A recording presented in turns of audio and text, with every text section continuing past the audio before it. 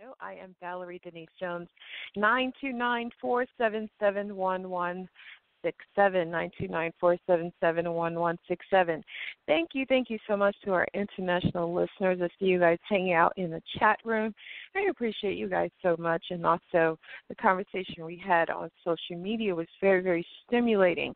Thank you for everybody who sent updates regarding today's subject matter. We're going to delve into this R. Kelly case again, get some updates from some people who are working on the inside, those who are experts in their field and who can definitely give us more facts versus opinion.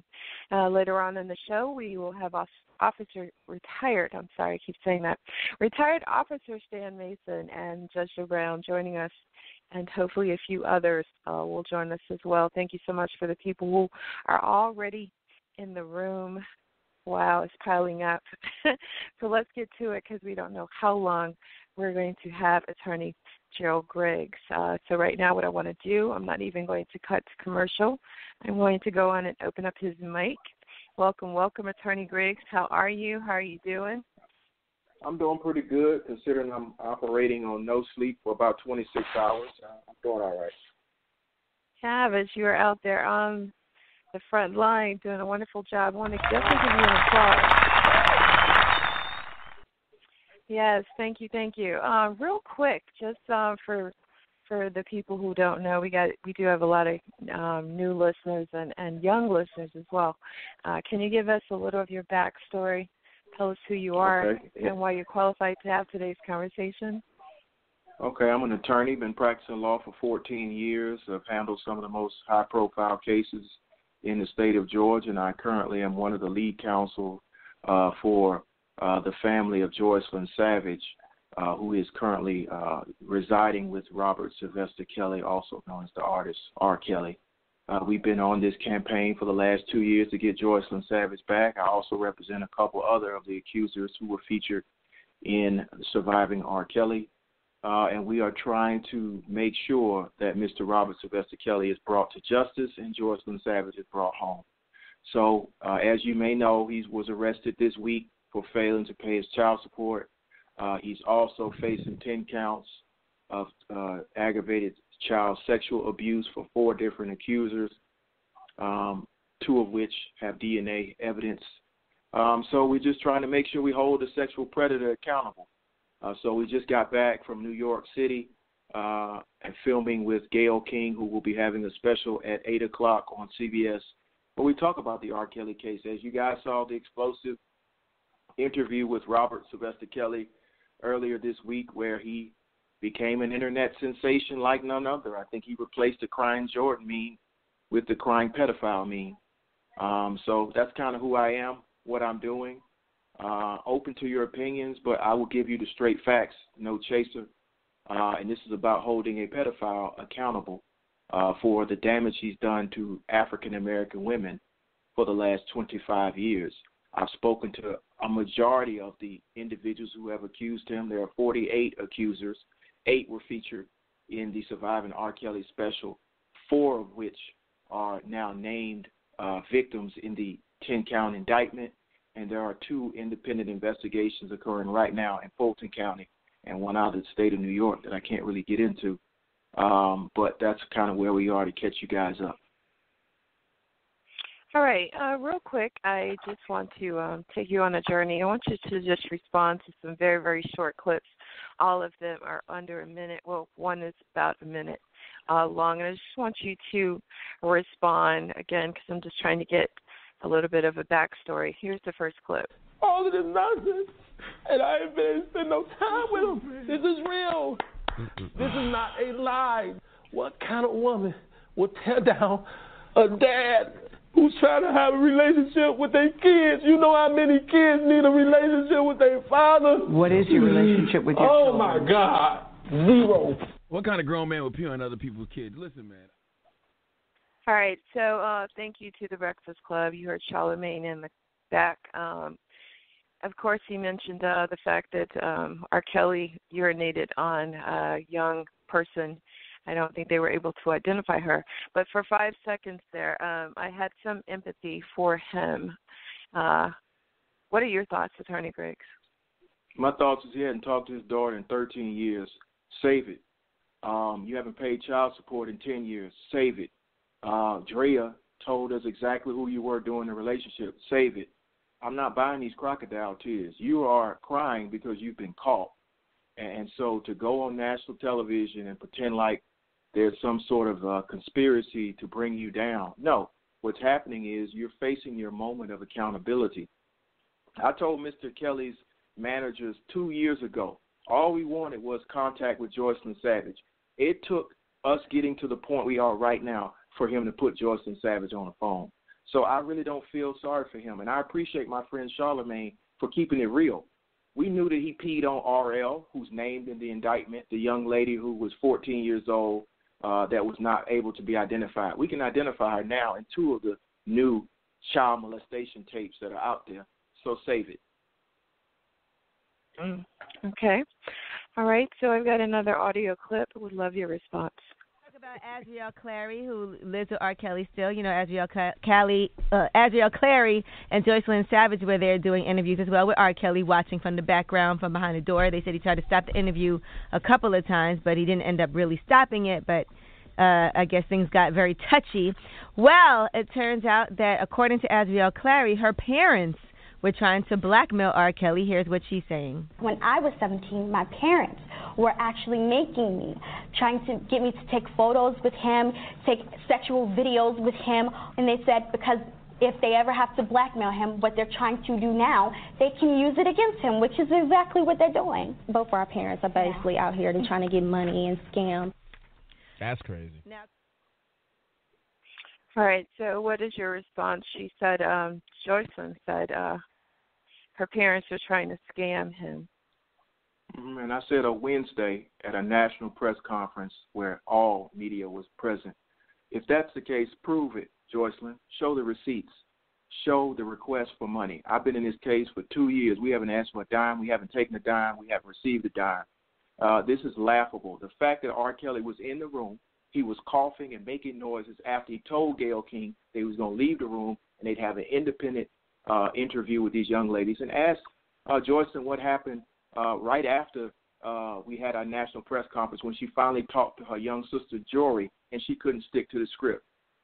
So again, we know that he coaches these young ladies. Dominique Gardner, who was a young lady who just got out of the house, if you saw Surviving R. Kelly, issued a statement this morning saying that they practiced and they prepped for these type of interviews, so they stayed on the script. Everything is fine. Come down to Atlanta. We'll meet you in Nashville. We'll have a face-to-face. We'll have our psychiatrist there, our psychologist. R. Kelly won't be anywhere, and we'll get to the bottom of this. We'll bring your grandmother. We'll bring your aunts. We'll bring your uncles. We'll bring your entire family. You tell the entire family that, and watch what happens. I bet you she breaks. I bet you she'll tell the truth, because at no point had the family asked for any money, had the family sold their daughter. My client, Tim Savage, has never met R. Kelly. So all of these falsehoods that R. Kelly put up there, tonight you will see in real time why we flew up to New York to clear up the falsehoods. You'll see it on CBS. Watch Gayle King's interview. All right. One of two, and then we'll see if anyone has a quick question for you, because I know you got to go. All right, so listen to this. That's crazy. Now, according to Adrielle Clary, she says that her parents actually forced her to do certain things. Here's what she said. My parents made singing like a job for me. It's not something I wanted to do. And not only that, I even tried to kill myself because I did not want to sing, as a cry out for help, to tell them this is not what I want to do with my life. This is not how I want to spend my life. Yeah, your father told me that you tried to take your life, and that the only thing that made you happy was singing. No. And that's why he became involved. What is the point of this interview? I don't know, because he's not on trial for anything that has to do with these young ladies. He's not being charged with anything with Adrielle Clary or Jocelyn Savage. It's a tape with a 14-year-old from... If anything, those women are vouching for his character and saying he's a good guy, and basically saying that everybody else's allegations are not true. Like, I don't that understand, he saved them. Yeah, I don't understand the point of this interview, especially after you did the Surviving R. Kelly doc. You got him charged with 10 counts. He's going to prison. Why try to humanize him in any way by doing this? Maybe they're trying to show both sides. I don't know. I have no idea. Why do you need to see both But I sides? do know that R. Kelly's camp now also is reaching out to Bill Cosby's publicist for some help. Yes. My This goodness. is getting stupider and stupider. They're actually reaching out to Cosby spokesman Andrew Wyatt. Now, he said they're still in discussions about joining his legal team as a crisis manager, but Wyatt does still represent Bill Cosby. Do you know Bill Cosby's in prison? Does he know Bill Cosby's in jail right now? Yeah, He might not know. All right, so real quick, Attorney Griggs, the first thing is, what was the point of the interview? Was it to humanize him? What are your thoughts? My thoughts, and I had this conversation with Gail last night. The purpose of the interview was to get the truth about what's happening with Azriel and Jocelyn. And she even feels that they couldn't get the truth because it was staged and it was scripted. She said that she couldn't answer difficult questions, that R. Kelly was in the room, that he was looming over everybody. And so I don't know. Better question would be to ask his publicist why R. Kelly even sat down to do an interview when you're facing 10 counts, 70 years in prison, and that you're giving an interview where you storm out, you rant and rave, you look like you're about to strike a grown woman, and you show the predatory and abusive behavior that you're charged with. With regard to Jocelyn and Azriel, we know they're suffering from Stockholm Syndrome. We know that they told several falsehoods that can easily be dispelled, like the fact that they love singing. Simple YouTube search of Jocelyn and Azriel will show them how they were before Robert Sylvester Kelly, loving to sing, enjoying singing, being out, hanging out with their family, their friends. These are 21 and 23-year-old women who have no contact with their family, have no social media accounts, have not been seen by anybody for well over 2 to 3 years, and now they're placed on national television, and they don't answer simple questions. Gail asked a question to Azriel, what is your normal day like? She froze like a deer in headlights. So, again, we understand what R. Kelly's trying to do. He's trying to win in the court of public opinion, but it's not going to work with staged interviews. And so we will start releasing receipts. We've already released many of them. There are tapes that clearly show that this is staged. There are tapes that show the predatory behavior and the training and the mind control. We have several of the members of the surviving R. Kelly that will talk about it. Dre R. Kelly talks about it. So I think he needs to be more worried about the two investigations that are going on instead of trying to put together staged interviews. And what do you think his reason for soliciting help from Bill Cosby's publicist? I don't know. Maybe he wants to be in the same place Bill Cosby is because a publicist is not going to help him get out of this. He needs a good legal team. I'm not really waging this battle in the media. We're dealing with the prosecutors. We already got 10 counts on one. We got a case that's growing in Fulton County. We got a case that's growing in other jurisdictions. And Dominique Gardner is now coming forward. She's the last young lady to leave the house. And when she talks to the prosecution, we will see the depths that he went to stage, to script, and to make sure the truth doesn't come out. So I'm not concerned. He should be concerned. He might need to get a new lawyer. Right. And just to make it clear, do you think that this interview hurt his case, and do you think he's going to prison this time? I think he admitted to child sex trafficking when he tried to allege that girls were sold to him. I mean, who does that? Who goes on national TV and says girls were sold to him? First off, no girl was sold to him, but that's an admission in and of itself. And if a girl was sold to you, where's the receipts? Where's the money? You say you can barely come up with $161,000, but all of these allegations came because you stopped paying people. Let's be real. You never paid the Savages one dime. And if you did, I want you to produce the I-9s, produce the receipts, produce the money that went into my trust account because I've been with them for 2 years, so the money would have to come through me. It never happened. And to put a young lady on television to lie is just it's horrible.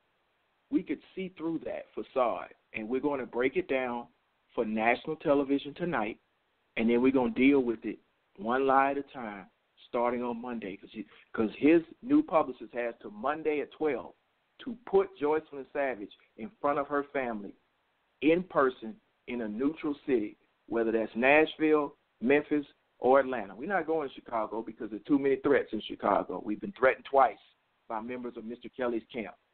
Mr. Kelly's camp was threatening people at that interview. So we know what's really going on. And I appreciate the Breakfast Club for breaking it down. Charlamagne's a good friend of mine. Angela Yee's a good friend of mine. By really breaking it down that was staged. All right, so this last clip is a compliment of Reza Islam. We just talked to him about the man crisis, and he had something very, very interesting to say. I'd like to for you to share your viewpoint regarding this audio. On dealing with R. Kelly, and I see all of these so-called celebrities, comedians, and people talking and running your mouth and being very quick to jump on it as an opportunity to be a prostitute for likes and views. So many of you have a very short memory because you forget that this is the same system that helps to destroy a black man completely, and you are helping this system to destroy a black man who is already going down. A brother's already going down, so why are you going to help to kick the brother while he's already going down? I didn't see any of you making any memes or videos as it pertains to the Pope or the Vatican or these over 6,000 Catholic priests who are found to be involved with little boys just 2 weeks ago, maybe over the last week and a half. I didn't see anybody do anything about that. So, Reza, are you justifying what he did? Absolutely not. What I'm saying is if he is guilty, then let the man go to jail, but we don't need to sit here and continue to stab him and help the system to keep stabbing him while he's already going down. See, we are the only group of people who do this, and it is a goddamn embarrassment. Harvey Weinstein, Mick Jagger, Hugh Hefner, Steven Tyler, blast him as well. Oh, make sure you keep this same energy when the enemy comes after all of y'all, because he absolutely will. I guarantee that. All right, so are we doing injustice? I mean, are we helping to destroy black men and just feeling a certain way, glorifying this, I guess, by way of interviews, recycling the same information? First and foremost, I have the most respect for my brother, Reza Islam. I've met him numerous times. But he's simply wrong on this issue because I've been in this case for 2 years. And my question is, where was all of the black men when these women were being brutalized? I've spoken to half of the survivors. Where were they when they were chained in closets, having to pee in cups and buckets and having to eat feces and having to do threesomes with individuals and all kinds of stuff? So here's my thing. I'm on the front line. Whether it's police brutality, whether it's the women's movement, women's march, whether it's Black Lives Matter. So you can pull my receipts. I will be there, and I've been in the courtroom for 14 years fighting for brothers. But I fight for innocent brothers. I fight for individuals who don't damage our community. So nobody's piling on with Mr. Robert Sylvester Kelly. But my question is, when are we going to stand up for black women? Because these are black women that he's brutalized. And so, again, with all due respect to my brother, he's a little mistaken on this one. And let's put the real facts out there. Harvey Weinstein goes on trial in June.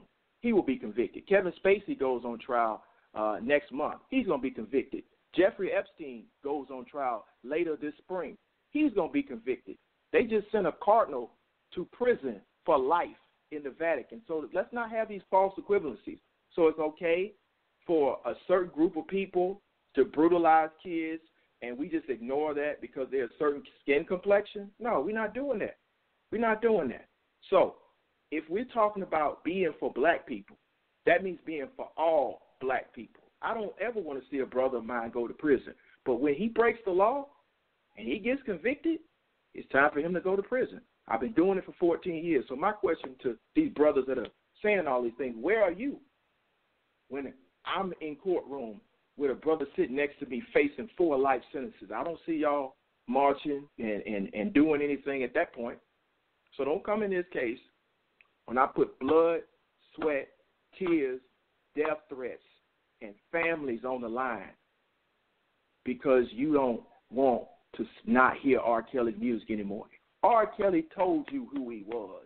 He said, I'm the Pied Piper. Do some research on what the Pied Piper is. He said age ain't nothing but a number when he was marrying Aaliyah at 15. Listen to what his music teacher told him when he was in his teen years. She said, Robert, you got to stop messing with them young girls. This man is 52 years old, messing with 20-year-olds. He said in the interview with Gayle King, I don't see age. I just see legal. Really? Remember what he told Torrey? He asked him, do you like young girls? He said, what do you mean by young girls? I mean, I like them if they like 19. I got some 19-year-old friends. He right there at the line. I submit to you he's over the line because I know of at least 7 14-year-olds. So we got to get real. If we protecting the African-American community, we got to protect the entire African-American community. So I would love to sit down and have a conversation with my brother Rizza Islam. I'll bring some of the survivors. He can have a conversation with them. Let them tell him the brutality that's happened. And I think he'd change his mind. Explain double jeopardy to us, for those of us who don't know what's going on, because I thought that he couldn't be tried twice for the same incident. And where did this videotape just surfaced out of nowhere? A lot of this case was just confusing. It didn't surface out of nowhere. R. Kelly was known to videotape his sexual encounters with underage girls. And so in the first case, it was a child pornography case against a 14-year-old girl who we know who she is. They were unable to identify the girl on the tape because she didn't testify, and he paid off the family. So that's why he was acquitted. His lawyer just came out today and said, previous lawyer, he was guilty as hell. That's what his lawyer just said. So he was able to beat that case. But you can't be tried for the same offense on the same victim on the same day. This new tape is a different day, a different offense, but the same victim. So double jeopardy doesn't apply. But then you have 3 other victims who were not in the first case.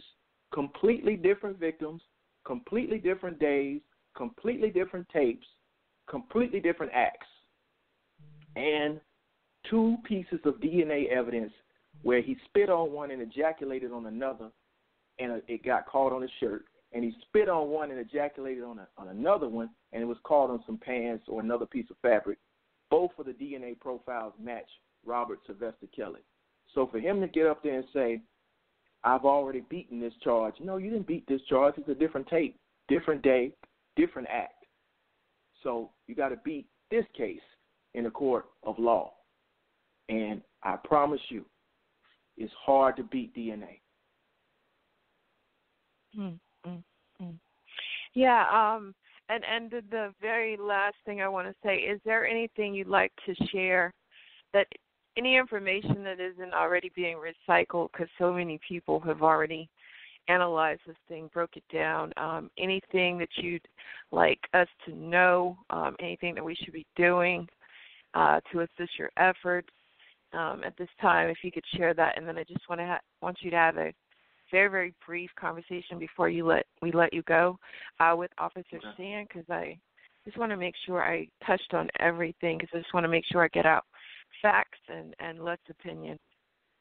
Yeah. The main thing I want people to know, this is a very tough time in our country, especially in our community, because we are dealing with issues that we have not talked about ever. And we're talking about them in a very public way. But we have to remember that there are survivors out here that are being triggered by what's happening in real time. This is the reason why a lot of survivors don't come forward, because they are told that their story didn't matter, it didn't happen, they blame the victim. It's time out for victim blaming. We need to evaluate the cases on the strength of the evidence, put it in front of a jury, and let the jury decide. I'm not condemning R. Kelly because I don't like R. Kelly. I'm condemning R. Kelly because I know the evidence. I know the facts. And it will go in front of a jury in Cook County, a jury in Fulton County, and potentially a jury in New York. And what we need to understand is this. We've known who he was for 25 years, and we did nothing. We have scores of young ladies that keep coming forward and saying the same thing, that don't know each other. And so for us to be over here having our opinions, trying to blame the parents, trying to blame everybody else, listen to the man's music. If you want to still play his music, I don't play his music, but if you just listen to his music, R. Kelly tells on himself. And so what I would say is, if you don't know the facts, study the facts. Go read the indictment, the charging document in Cook County. Go read the last case. Go into the transcript and see why he got off. Have a conversation with his last lawyer. He just wrote an article in the Chicago Sun-Times, said the man was clearly guilty. And let's have a real conversation about what justice looks like. Because if we expect the system to be fair, we got to be fair to each other. Listen, if our brother commits a crime, we support him, he gets convicted, he's a criminal. I mean, we have to rehabilitate him, bring him back into the community, but some people are just not redeemable. And so I just want us to understand that this is not about tearing down a black man. This is about bringing a predator to justice. This is about giving black women a voice. This is about believing survivors, because it took 3 documentaries, 1 song, 1 interview, 48 accusers, 8 women that were in the documentary, 50 witnesses for us to even get to this point. And the reason I took that much is because people didn't want to believe black women. I believe black women because I've talked to them. I've talked to these families. I've talked to R. Kelly's lawyers. I've talked to his managers. My clients have been threatened by his managers. So what I want people to do is to stop going off their opinion and go off the facts. You do that, you'll get to the same place a lot of people are, and that's done with Robert Sylvester Kelly. Right. I just want to say this, and because this is on my heart. It pisses me off that there are a lot of people who assisted his effort. And they're not. I hate that a lot of these same people are capitalizing on this moment and diluting this, the energy, and it makes me angry. What makes you think that they aren't going to be held accountable? I told you there are 2 other investigations going on right now. Everybody that facilitated in the child trafficking ring will be held accountable. I can't go into detail, but I can tell you this. There are 2 independent investigations occurring as we speak. Mm-hmm. Well, I am very, very happy to hear that, because I do not think he is the only person who should go down. I just feel that way, and it really, really upsets me. And it also upsets me, like I said, there are a couple moments when he pulled at my heartstring. One, when I know, we know he can't read, and then he was saying that people were just stealing his money, and he doesn't have any money. And it's really, really sad that so many people jump ship when this person can't, support them the way that he had been all these years when they were promoting him and promoting this insanity. And it just upsets me, yes, that this person is just like standing alone, so to speak. But, then I get a reality check and I come back, but it's just, oh my gosh, yes, this is a lot. All right, so last thing, Officer Stan, please come in, just in case I forgot anything before Attorney Joe Griggs got to go. Is there anything else that you'd like to say that would help bring some light to this situation and give us hope so that we won't assume what Reza was saying, that, we're helping to destroy black men, but also we're kind of, this is a segue to bring down even more men or bring back men who have been acquitted of crimes, because if they let this go, then possible anybody who's been acquitted of a crime, could be brought back, I guess, to trial, court. However, help me fill in the blanks. You want me to answer the question? Oh, okay, go ahead. Sure. Oh, Attorney Griggs, it's a pleasure to meet you, sir. It's an honest pleasure. Thank you for everything you're doing. I followed you and everything you're doing on this case. I'm just going to insert real quickly. I have no compassion or sympathy for R. Kelly. He's a grown man. He did things that in my 25 years, I've had people locked up on 25-year sentences, 40, 50, and life sentences for a lot less evidence, with a lot less allegations, with a lot less history. So he got the privilege card that we talk about so often, because he's gotten away with this for a generation. And the chickens have come home to roost. And so when you investigate these crimes, see, America looks at TV and they think this is the first 48 or they think this is Law and Order that's on TV. The real courtroom and preparing a case is a lot different. That's why I have so much respect for Attorney Griggs. He says something that's very relevant. As much as I speak up and advocate for police reform, I'm not speaking up to say all black men are innocent. In order to be taken serious in the court of police reform or whether it's the criminal justice system reform or the court system reform, you have to be fair and not say, well, this person is a brother, so he deserves the benefit of the doubt. Amber Evans is missing. Maybe some of the brothers can focus their energy over there to help the Columbus police look for her. And the attorney's absolutely right. This case, he's done an excellent job of laying it out, and I think he explained it where people don't know, and he said something that was key. Read and research what is going on. Stop listening to sound bites assuming you know the case. Because for the men, ask yourself, if any one of these women was your daughter and R. Kelly did this to your daughter, would you not be in an orange jumpsuit with some plastic slides on cheesing in front of a county camera the next day? Thank you. All right, Attorney Griggs, you were saying you wanted to address something that I said. Yeah, and here's the thing, and I love the fact that people read books and think they know how the law works.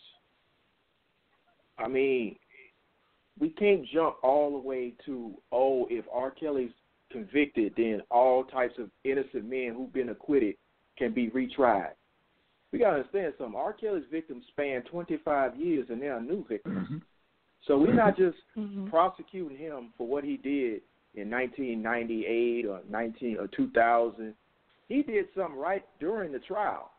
There's a victim that happened while he was on trial. So this man was flaunting the law while he was on bond and right after he was acquitted. And so we got to know the facts. And I get tired of armchair attorneys because the law works if you work it. And so I don't really want to hear from somebody who hadn't practiced law, who hadn't tried murder cases, who hadn't tried rape cases, who haven't been in the system. Yeah, you can have gone through the system, but you haven't been in the system where you know how it works. And so my issue is don't try to put the whole system in this one case. Yes, there are brothers that are being railroaded, like my sister Michelle Alexander so eloquently put in The New Jim Crow. But there are also brothers who are career criminals.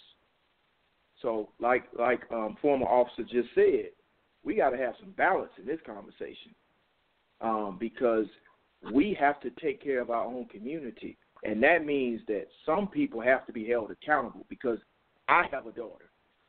It's taken everything within me to keep my clients from doing something that would run afoul of the law because of what we know Mr. Kelly has done.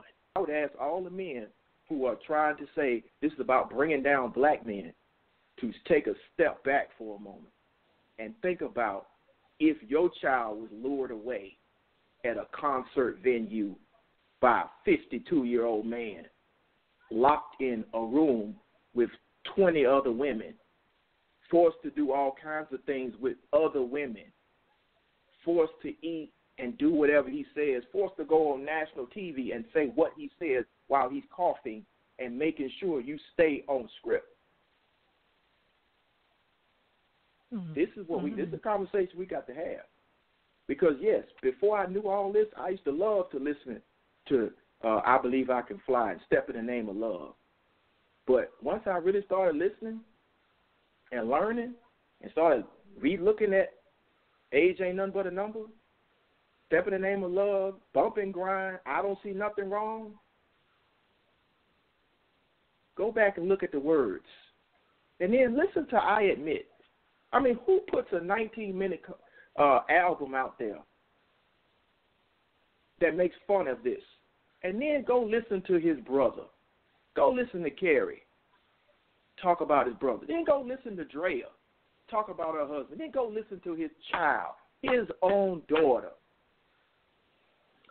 All these people lying on R. Kelly. on Robert Sylvester Kelly. Go listen to Bruce. Matter of fact, how many of y'all really did watch Surviving R. Kelly? Because that was the G-rated version of what's going on. So that's all I'm going to say. People, do your research. I mean, I love some of the people that are on social media, but don't believe a soundbite. Don't believe one post. Do your own independent research and start coming to these courtrooms and start seeing how the system really works. And join us on the front line. So I thank y'all for the time. As you can see, I'm very invested in this case, and I take it personal when folks start trying to pull my card. Right. And one last thing. You said something. Speaking of making fun of, how does the fact that he went to McDonald's soon after he got out of jail, how does that play into all of this? Was he making fun of this, taking it lightly, or is it that he just hasn't moved on? Because he was molested. And what if we're dealing with someone who isn't intellectually, hasn't matured? I'm having a and he's 52 years old. Time digesting all of this. I'm sorry. If you read Frederick Douglass's book, how Frederick Douglass taught himself how to read, okay, I don't have any compassion for this man. You are illiterate because you want to be illiterate right now. You are 52 years old. You have had over $150 million, and you couldn't get somebody to tutor you? I'm sorry, I have no compassion. And so what about the fact he was molested too, Attorney Griggs? He was molested at 8 years old by Teresa. I know that. He was molested by Teresa, but so was Carrie. You don't see Carrie preying on people. Right. When I say I know the facts of this case. Yeah. Hey, Val, if I can insert real quick, a lot of serial rapists historically, which are historically predominantly white, not exclusively, but predominantly white males. And almost in every serial rapist case and serial killer case, we find that the serial killers have been molested as a child. And so we're not so willing to step forward and give them a benefit of the doubt when it comes to them. And this is no different. The fact that he was abused and he's a serial rapist, I mean, that's par for the course. But I think when we see this with white males who are serial killers, serial murderers, or Dylan Bruce and these violent guys who walk into churches and so forth, we find that they've experienced some kind of emotional trauma, but we're not ready to give them a pass. So I view it on an equal plane. Yeah. And, I mean, here's the purpose of the criminal justice system. It's supposed to punish and rehabilitate. He needs help, and so he can get help in prison. They have courses and counselors and all that in prison for him to rehabilitate himself. But right now, he needs to be removed from society, so not one other person. And notice I said person. I didn't just say woman. Right. It's hard. Yeah. I told you it was a G-rated version. Well, thank you, Attorney Griggs. I appreciate that. Appreciate everything that you do. And again, please, stop by as often as you like. Keep us abreast of what's going on, and definitely take advantage of the fact that we definitely want to assist your efforts. So at this time, if you could go on and give us your contact information and anything else, is there a way that we could help you or the Savage family or any of the other, anybody else who's involved? Is there any way that we could assist their efforts? Any websites? Yes, definitely.